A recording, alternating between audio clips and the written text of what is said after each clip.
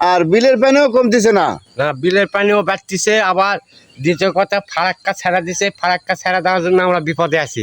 মনের অবস্থা আমাদের খুব একটা ভালো নাই। আমরা ঋণ দানা করে খুব সমস্যায় আছি। ঋণ দেনা করে মানে এখন 700 টাকা পণ বিচন কিনে হ্যাঁ। জমিতে রোপণ করছেন, সেইগুলো ডুবে যাচ্ছে। হ্যাঁ, ডুবে গেছে বা অনেক ক্ষয়ক্ষতি হয়েছে। সম্মানিত বন্ধুরা, আত্রাই নদীর পানি দেখুন বিপদসীমার উপর দিয়ে বেরিয়ে গেছে। অনেক এলাকা ঝুঁকিপূর্ণ অবস্থায় রয়েছে। তো পানি বাড়তেই আছে, এখনও অনেক প্রচুর পরিমাণ পানি। আত্রাই নদীর দুই পাশে যে বাঁধ আছে, এই বাঁধ আর ওই বাঁধ পানি ঠেকে গেছে।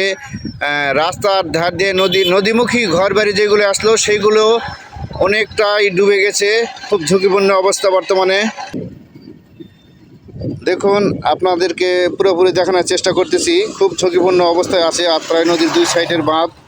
তো পানি যা বেড়েছে, আর যদি না বাড়ে তাহলে কোনো ক্ষয়ক্ষতি হবে না। এখনও কোনো ক্ষয়ক্ষতি হয়নি, তবে মাঠে অনেক ধান ডুবে যাচ্ছে। দেখুন পানি যাচ্ছে, প্রচুর পরিমাণে পানি, অনেক বৃদ্ধি পেয়েছে পানি। তো একজনের সাক্ষাৎকার নিব, উনি কি বলে আমরা একটু শুনবো। সালাম আলাইকুম চাচা।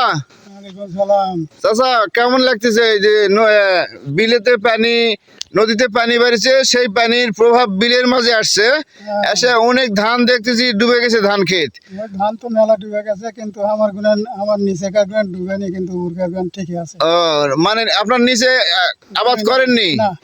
মানে আর উপরে আছে ডাঙ্গার উপর, সেগুলোতে এখনো পানি উঠেনি। না না, তবে এখন আমরা আল্লাহর কাছে দোয়া করতেছি, উপরে যেন আর পানি যা বেড়েছে আর যেন না বাড়ে, তা না, এই দোয়াই করব। এবং দর্শক বিন্দু, আপনারা সবাই এই দোয়া করবেন, পানি যারা না বাড়ে, যা ক্ষতি হয়েছে হয়েছে, আর যেন না হয়, এটাই আমরা আশা করতেছি, তাই না? সম্মানিত বন্ধুরা, তো আপনারা দেখতে পাচ্ছেন নিচে যেই জায়গাতে পানি দেখতে পাচ্ছেন, এগুলোতে অনেক, মানে সব জমিতেই এক কথা ধান লাগানো ছিল, রূপার ধান। এগুলো ডুবে গেছে, জায়গা জায়গা ফাঁক আছে, যেগুলো উঁচু জায়গা সেগুলো ডুবে নিয়ে, আর নিচু জায়গাগুলো ডুবে গেছে।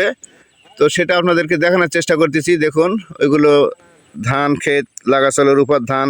700 টাকা পণ, 800 টাকা, 600 টাকা পণ বিচন কিনে বিচন গেড়েছে, কিন্তু সেগুলো ডুবে যাচ্ছে। তো পানি এখনো বাড়তির মুখে আছে, পানি এখনো কমার সম্ভাবনা বোঝা যাচ্ছে না। তো আপনারা সবাই দোয়া করবেন পানি যাতে কমে যায়, আমাদের কৃষকের মুখে যেন হাসি থাকে। তো আমাদের কৃষকের মুখের হাসি এখন বন্ধ হয়ে গেছে এই পানি বাড়ার কারণে। অনেক টাকা খরচ করে জমিতে রূপা লাগাচ্ছে, সেগুলো ডুবে যাচ্ছে, এই জন্য অনেকের মন খারাপ।